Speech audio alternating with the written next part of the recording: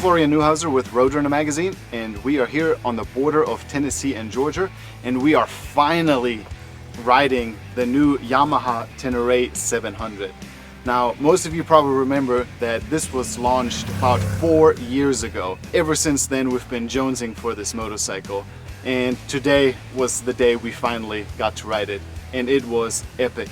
This is way more off-road than on-road, and you can see by the slim design, by the 21-inch front tire, 18-inch rear tire, and the rally-inspired cockpit. It is very confidence-inspiring off-road. It doesn't feel heavy at all. It's about 450 pounds.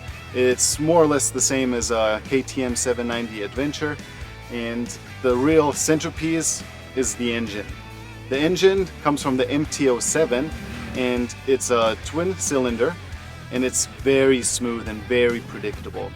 Today, even in the super tight stuff, technical stuff, rocky sections, jumping, third gear all day, you would have to try really hard to stall this motorcycle, and it still doesn't stall. This is one fun engine. As for electronics, it's as simple as it gets.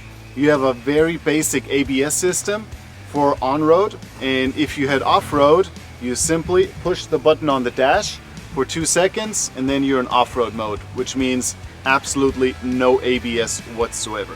As a tall rider, I'm 6'2" with a 34-inch inseam. This motorcycle fits me perfectly, especially with the taller rally seat. Some of the other motorcycles in this class are a little bit too small for me. I would have to make changes to maybe some handlebar risers, but stock, this motorcycle for somebody that's 6'2" fits perfectly.